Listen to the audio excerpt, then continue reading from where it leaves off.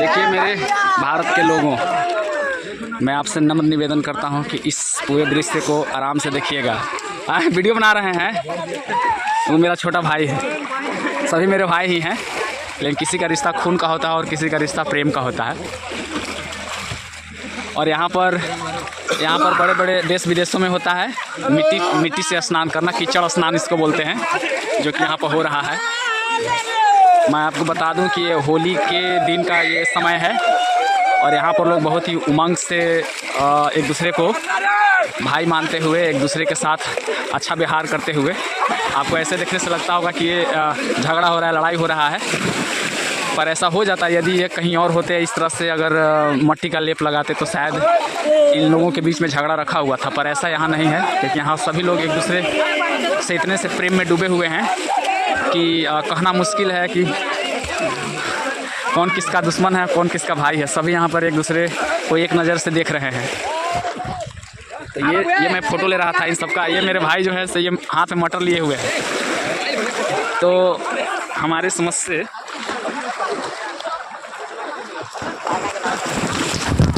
वहाँ पर देखिए, वहाँ पर सब गाड़ी में उन लोगों ने नहा लिया है, नहा करके और गाड़ी में धूप सेक रहे हैं। तो ये अपने आप में बहुत ही मनोरम दृश्य है और गाड़ी से स्पेशली आए हैं सब नहाने। तो आप सोच सकते हैं कि कितने भाईचारा देखने को मिल रहा है। पर यही अगर यहाँ से बाहर होते तो आप समझ सकते हैं कि इसे कितना मुश्किल होता है इन लोगों के बीच में आपसी संबंध को बनाए रखना। तो ये माहौल मानसिकता से आया है। ऐसा मानसिकता अभी इन लोगों में विद्यमान है कि एक दूसरे को लड़ नहीं रहे हैं, बल्कि एक दूसरे को साथ दे रहे हैं।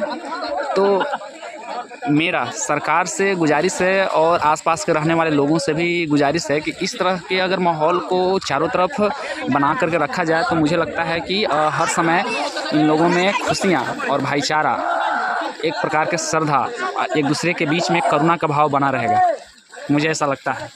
अच्छा, अब मैं इन पानी के बारे में बोल देता हूँ। ये जो पानी अभी दिखाई दे रहा है कि यहाँ पर लोग नहा रहे हैं, लेकिन आने वाले 15-20 सालों में ऐसा नहीं दिखाई देगा। कि हम सभी जानते हैं कि परिवर्तन ही संसार का नियम है। तो परिवर्तन धार्मिक होना चाहिए ना। परिवर्तन अगर धार्मिक होगा तो इसकी सफाई होनी चाहिए, इसकी पानी शुद्धतम से शुद्धतम की ओर जाना चाहिए। लेकिन आने वाले 15-20 सालों में मुझे ऐसा लगता है कि शहरीकरण के कारण ये एक नाला मात्र ही बन कर के रह जाएगा, मुझे ऐसा लगता है। क्योंकि सरकार और जनता दोनों मिल करके अगर इस पे काम करें तो जा कर के इस नहर में कुछ सफाई का कार्य शुरू होगा और आने वाले समय में इस तरह के लोग हर साल इसमें नहा करके और पानी की शुद्धता को बहुत बढ़िया से उपयोग कर पाएंगे। पर ऐसा नहीं होगा आने वाले 15-20 सालों में, क्योंकि अब मजबूरी भी है। शहरीकरण हो जाने के कारण सभी घरों, सभी दुकानों, बड़े बड़े बंगलों से जो पानी आएंगे, लोगों का निकासी इसी नहर में होगा, जिसके कारण है ना इसका पानी आने वाले समय में गंदा हो जाएगा। लेकिन कोई बात नहीं है, वर्तमान में यदि इसकी पानी बहुत अच्छा है तो क्यों नहीं इसका मज़ा ले लिया जाए, और लोग वही कर रहे हैं। पर मेरा इस सभी भाई बंधुओं से गुजारिश है कि इस तरह का नदी नाला जिसका पानी अभी साफ़ है तो उसको और साफ़ किया जा सकता है। लेकिन यदि पानी बहुत ही गंदा है तो कहना मुश्किल है कि लोगों का ध्यान वहाँ पर जाए, क्योंकि शहरीकरण हो जाने से ऐसा साफ़ रखना बहुत ही मुश्किल है। तो ये रही नहर की बात।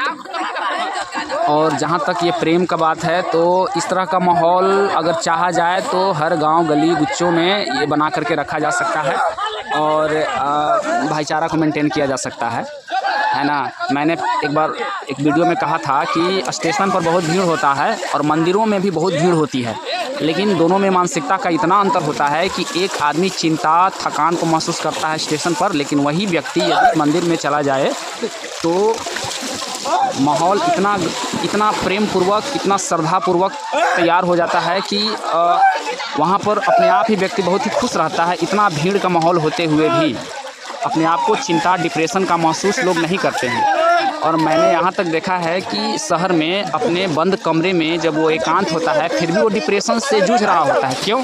क्योंकि माहौल ही कुछ इस तरह का शहर का बना दिया गया है ना, लोगों के द्वारा, कि कहना मुश्किल होता है कि से वो व्यक्ति जो अपने घर में बंद कमरे में आराम से बैठा हुआ है, लेकिन वो आराम से नहीं है बल्कि कई सारे चिंताओं के कारण वो दुख से ग्रसित है, और जिसके कारण उसका एज बहुत ही धीमा हो जाता है और कुछ ही साल जी पाता है और वो मृत्यु का कारण बन जाता है। अब व्यक्ति इतना खुश रहेगा हमेशा तो क्यों नहीं वो अधिकतम वर्ष तक जिएगा।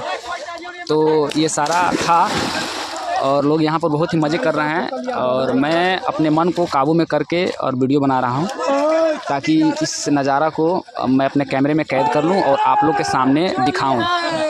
तो आप समझ सकते हैं कि कितना मस्त नज़ारा है। और अब मैं पेड़ों के बारे में बोलता हूँ। आसपास आप पेड़ देख रहे होंगे, चारों बगल वृक्ष ही हैं। तो मैं ये यकीनन कह सकता हूँ ये जो वृक्ष दिखाई दे रहा है ये इमली का वृक्ष है और आसपास चारों बगल जो वृक्ष दिखाई दे रहे हैं कुछ पीपल का वृक्ष है, उधर आपका जो वृक्ष है आप नीम का वृक्ष है और बैर का वृक्ष है, उधर जामुन का वृक्ष है, इधर सारा शीशम का वृक्ष है। सबसे आगे उधर जो आप दिख रहे हैं उधर आपका बहुत ही महंगा वृक्ष है जिसका नाम है अब कोची के पेड़ है वो सबसे उधर, हाँ वो जो वृक्ष है आपको सागवान का दिखाई दे रहा है, बहुत ही महंगा वृक्ष होता है।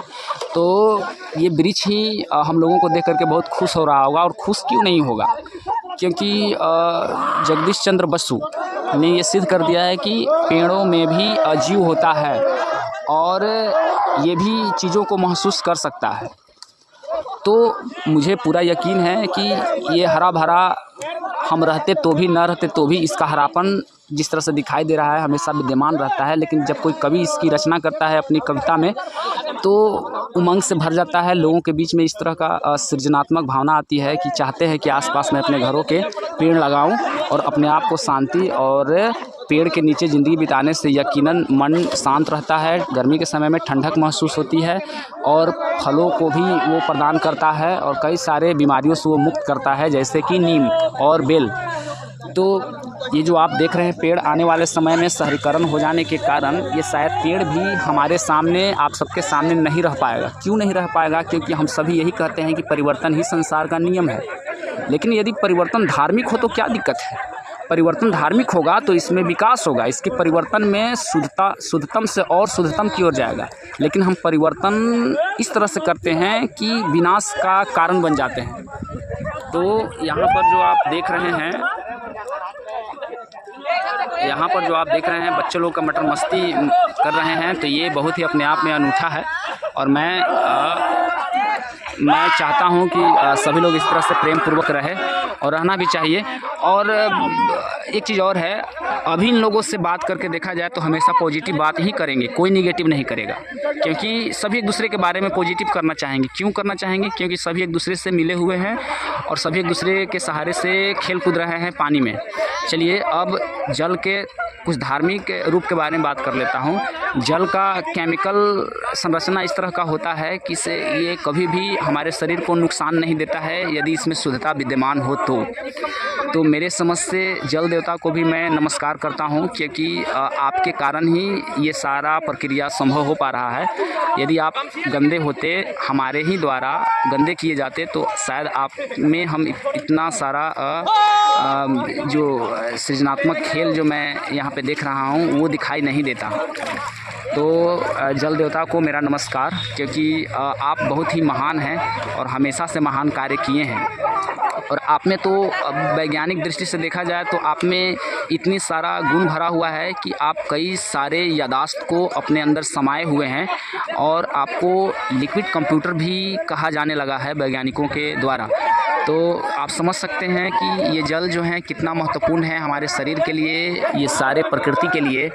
तो क्यों न फिर ये जल को शुद्ध से और शुद्धतम की ओर ले जाया जाए। यदि परिवर्तन संसार का नियम ही है तो फिर इसमें धार्मिक विकास क्यों न हो जाए, इसमें मनुष्य के बारे में सोच करके विकास क्यों न किया जाए। मनुष्य के रोग उत्पन्न करने वाला विकास क्यों हो? वो विकास फिर तो होगा नहीं, वो विकास नहीं, वो सर्वनाश की ओर तो ले जाएगा सभी को।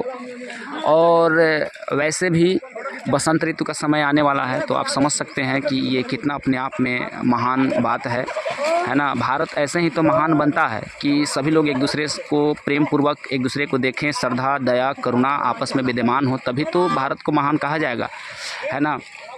और विदेशी लोग जो टूर पर आते हैं घूमने, तो उनके आने का कारण यही तो है कि भारत के व्यक्ति के, भारत के मनुष्य के शरीरों में अजब तरह का प्राण बसता है ना।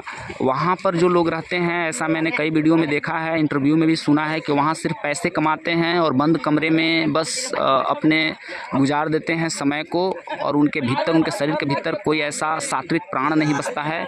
और जैसे ही वे लोग आते हैं बाहर से भारत में घूमने, तो जैसे लगता है कि उनका पूरा शरीर जीवंत हो गया, उनके अंदर एक सकारात्मक चेतना आने लगी है। तो ये चेतना दिखाई ऐसे ही तो देता है।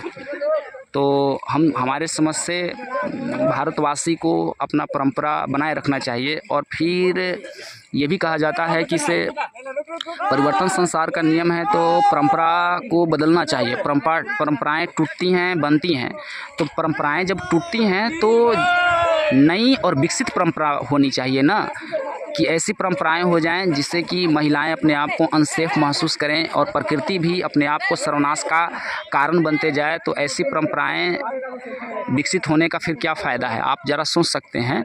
तो मेरे कहने का मतलब है कि हर साल पतझड़ आती है, हर साल गर्मी आती है, हर साल बरसात आता है, तो वो अपनी परंपराएं बनाई हुई हैं और विकसित प्रक्रिया में लगी हुई हैं। लेकिन हमारी परंपराएं ये कैसी है कि इससे हम हमेशा भगवान के विरुद्ध हो जाते हैं। भगवान की अगर बात यहाँ पर न की जाए तो अपने शरीर और मनुष्यता के विरुद्ध हो जाती है कि हम टूटते चले जाते हैं और मृत्यु का कारण हम बनते चले जाते हैं, और हमारी जो उम्र है छोटी होती चली जाती है। तो आप ऐसा सोच सकते हैं कि ये परंपराएं और ये परिवर्तन पता नहीं किस आधार पर लोग चुनते हैं। तो आज का इतना ही, बहुत बहुत धन्यवाद।